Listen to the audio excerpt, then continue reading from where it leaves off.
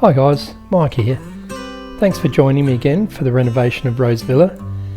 Now this video is a bit of a different one in the way that I'm ripping apart work that I've done and I'm rebuilding it, as you can see.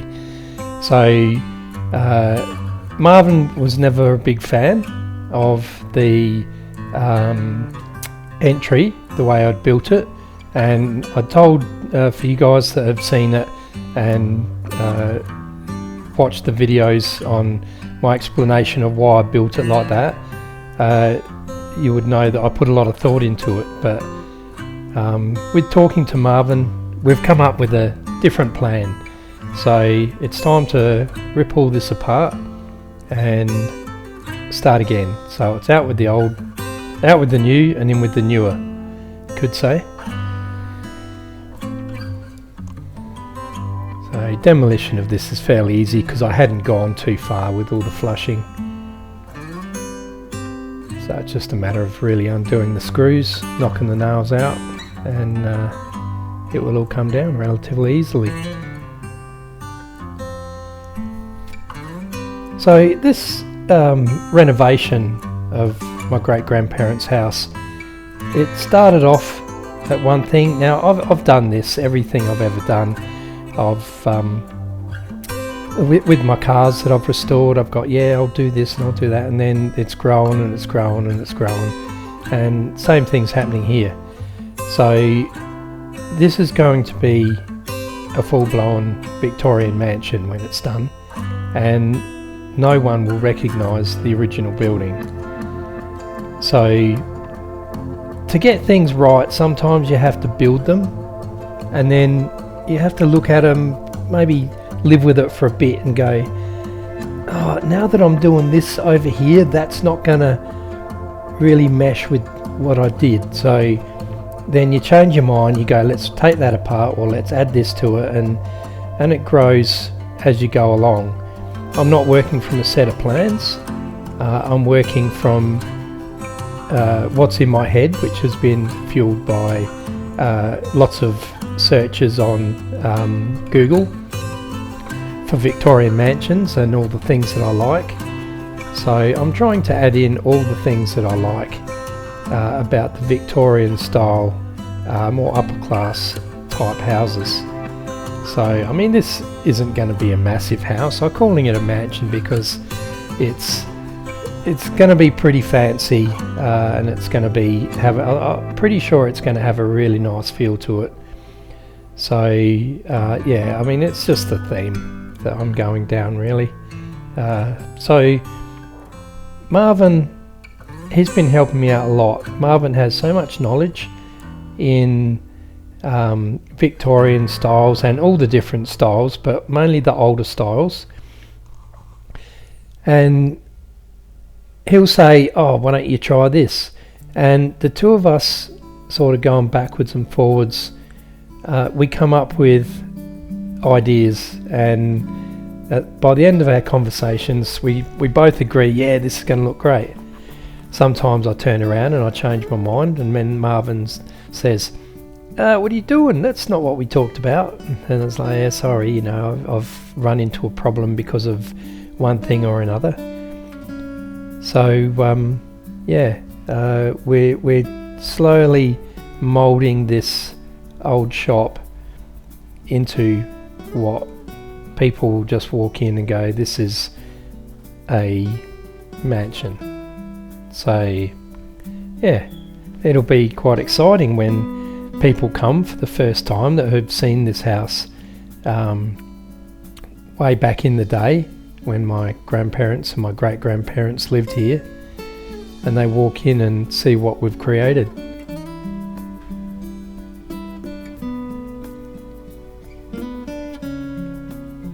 So I apologise for the length of this video.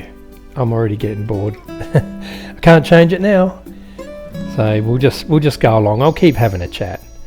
So on the right hand wall there, you can see it's got some new plasterboard on it. I found, when I ripped that wall down, I found a time capsule in there from my it was from my well, my great grandmother and my great grandfather, and it was a little jar, little Marmite jar, and it had a piece of paper rolled up inside, and it was a story about the house. So it basically said that their names and that they'd purchased the house from the person, the estate that I don't remember offhand, but they just mentioned whose estate it was, and said that it was 4 standalone walls, and then it said that my great grandfather William, his 2 brothers that I believe were carpenters, said they came in and renovated it and turned it into a house. And then it went on to say that it was then occupied by William Werner, Ellen Werner, and daughter Eva Werner. So that was a really exciting find. So for those that don't know, Eva is my grandma's sister. My grandmother was married and living on the farm up the road at this time. Oh, and also it said that it was 1946. So I was a little bit out with my estimate on when they bought the house and moved in. So anyway, it was 1946, and Eva lived here with her parents until she passed away at the age of 27. And if you have seen any of my past videos, I've told you about all of the funny things that happen in the house, with things we hear, things we see, and yeah, that spirit stuff. So we believe that's coming from Eva or William. He also passed away in the house. My great grandmother Grammy, she when she was 90, she went to live in the nursing home up the road, and that's when my grandma was she moved in earlier than that, but she then lived here alone from then until a year and a half ago when I moved in. So anyway, let's have a bit of commentary on this, what I'm doing.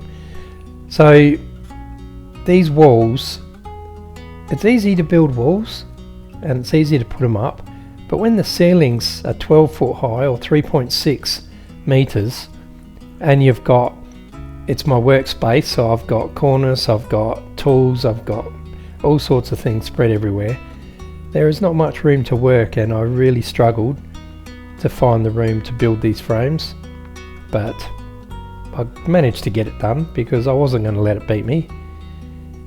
And I don't have anywhere outside to work, especially look, we're getting into some cooler weather now and some wet weather, so it had to all be done inside. And also I wouldn't be able to get these frames in.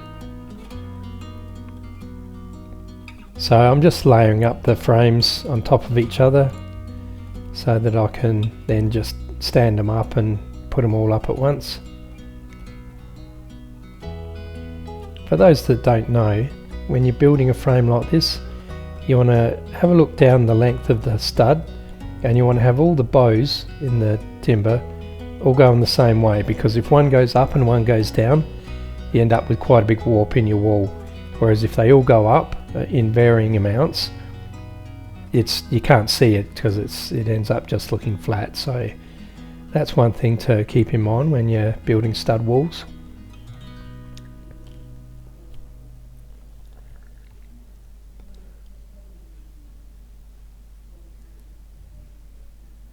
Manoeuvring these big walls by myself was a bit of a feat. Luckily Julie stepped in and helped me a bit later on to position that big wall.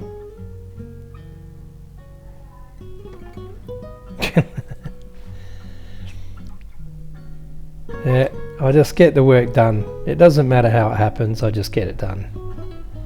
Some battens to have to come off the wall, off the ceiling, so I can get the wall stood up. I'll tell you one thing, it was a mistake, but I knew I was making it. Because of the parquetry flooring there, which is 8mm, that part of the floor, or the height of the walls there, is 8mm less. I couldn't be bothered cutting 8mm off the studs, so I just made them all the same. So I had to get my sledgehammer out and really tap it. Well, I shouldn't say tap it, I really had to beat it into position, which is good in a way, because then you know you've got the full weight of all the roof ceiling purlins, ceiling joists sitting hard on top of the frames. So that's never a bad thing, so I was happy to just beat it into place.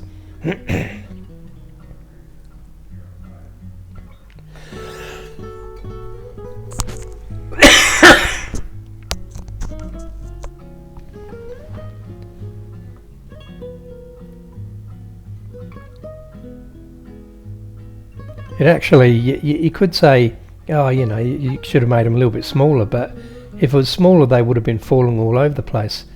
Whereas this way I could put them up, and when they got to nearly straight they get stuck, and then you have to tap them into position, so it just makes it so much easier, especially when you're doing this job by yourself. Now yes, the parlour is going to be smaller, but I thought this isn't going to be the end of the world, because there will still be enough room for the tables to come through when we have a big meal in the dining room and open up into the parlour.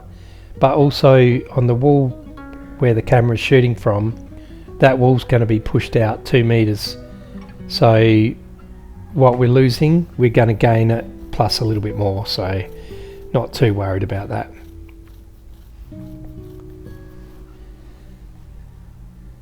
I really had to give that wall a big hit.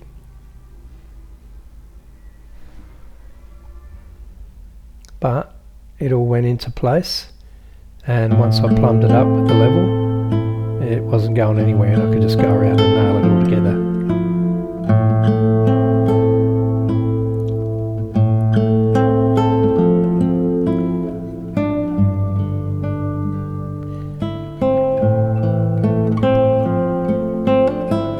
So the chandelier later on will be removed. When I say later on, I mean I've already done it, but after this video the chandelier was taken down and it will be repositioned into the middle of that room. So I might as well tell you the exciting stuff that's happening in this entry. So we're continuing with a parquetry flooring in the entry, but it's not going to be the same as the rest of the house. It's going to be a pattern that I'm pretty sure, I may not have, but I'm pretty sure I've shown you guys, that's basically 3 pieces of wood glued together to make it look like a 3-dimensional box, and those boxes are all stacked together. And I've got another video coming up, I've already filmed it, so I'll get that out nice and quick, of doing the flooring. So that's looking really nice. I'm really loving how that's looking. And the other thing is, well, there's a few more things to this entry. So that little window you can see there with the arch in it, I actually extended that up higher so that it came to the top of the door frame, which is got the door and the transom. So I took that up higher and I copied it onto the other side. So in those windows there, I've designed up a stained glass panel to be done for there, which will just, when there's light coming in through windows either way, you'll see some light. I may even add an LED light or something to light that up when the house is dark or something, or we'll see what I can come up with there. So it's going to have that. So the ceiling in this entry is going to be a coffered ceiling. So for those that don't know what a coffered ceiling is, it's basically you take the ceiling height and then you build boxes all the way around the edges, or if it's a large room, it'll be made up out of a grid, and you'll have I'm finding it hard to explain it, it'll be a grid of those boxes, so that you have, say, maybe 12 of these boxes. So those boxes will go around the sides, and then there'll be moulding going up to the ceiling, and then this whole entire entry will be wood panelled out, the same as the wainscoting. So we'll have the wainscoting, and then it will have panelling above it. And as we speak, Marvin and I are finalising some details on what's going to be the best, both for looks and ease of making it. So this room is really going to be specced out. When people walk in, they'll be blown away straight away, and then there'll be another door, like an airlock door, opened up, and then there'll be plenty of things to make you look at as you go through, with the arches, the panelling, the pocket doors, the flooring, all of that stuff. It'll just keep going throughout the house. So I want this entry to be a real wow factor and get people excited to see more. So not to mention when I come in after a day at work and I look around and think, yeah, love living here. So this is the wall where the time capsule was. I'm calling it a time capsule. It's really just a bit of a letter to say, so just a bit small amount of information about the house. So it was actually up above the door height, just to the left of where the ladder is. It was just up there. So of course when I found it, I'm like, oh, what is this jar doing inside the wall? This isn't normal. And I forgot about filming. I went and I started sending pictures to my mum and to Julie, and go and check this out, and I've read it, and yeah, it was exciting. So it's quite funny. Victoria, her bedroom in there, she's moved out not that long ago, and it was almost like as soon as she moved out, it was like, oh, great, now I've got another wall I can rip down. So, but there'll still be her bed's still in there, and when she comes and stays, there'll be room for her in there. Now these walls, I tell you what, they're not easy to get apart with these big, it must be 6-inch nails they used to build these frames, and the plasterboard is so heavy, and it's got no real strong structure to it. So when you try and carry it, just all bends and bits of plaster break off and go everywhere. So luckily the sledgehammer is the easiest way to do it. A few cuts, a few whacks, and it comes down. But tell you what, those nails, for just being driven in by hand, they really hold well. Yes, I have more power cables all around the place, which I've sorted one out already. That one there with the light switch, I terminated that one because that one doesn't work anymore, so it's all safe. See, look at that, just gripping on it, just didn't want to come off. And this is sped up, so imagine how long I was pulling at that.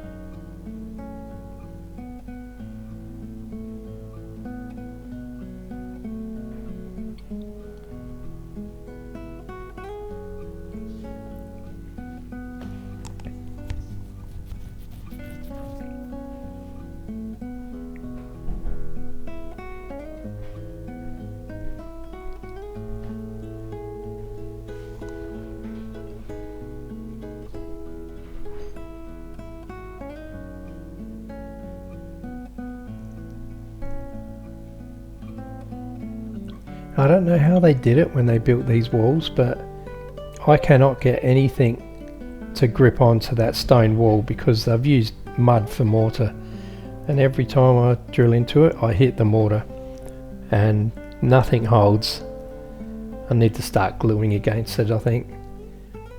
I don't have much luck with that stone wall.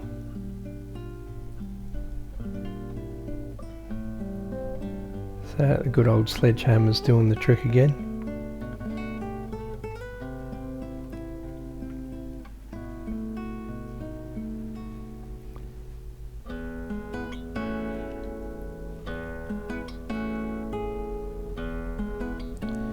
So this is where the airlock door will be.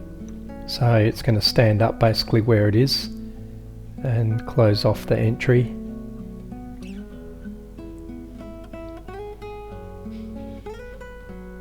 It's like, Julie, I can't reach. And she ran over and gave me a hand. And that fit in there beautifully. The only problem was Lily trying to bite the head of the sledgehammer.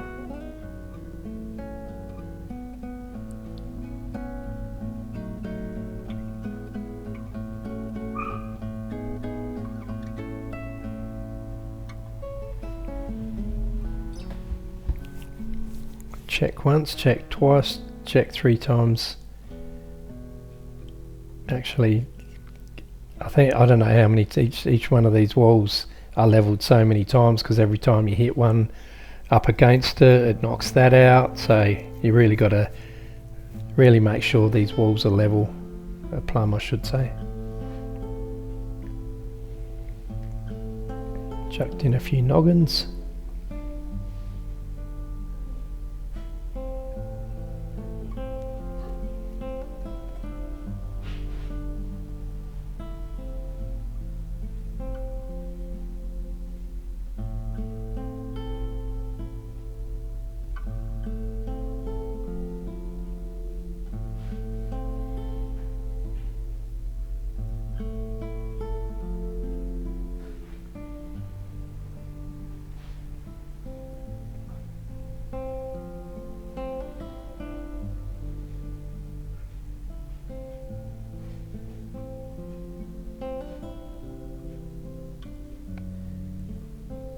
This was a fail.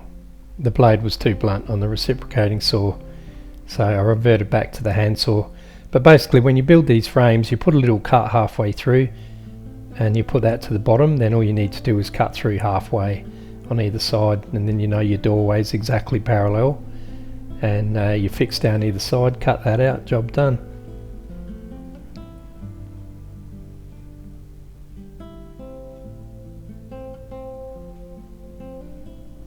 And we'll start to get it sealed in now so we can really see the final result. So that's about it for this video. So hope you enjoyed seeing that get built. There'll be another video coming out very shortly, and it'll be of the flooring and also of the coffered ceiling. So hope you join me for those ones. Thanks very much. Don't forget to hit the like button if you enjoyed that, and I'll see you on the next video. Thanks for watching. Cheers.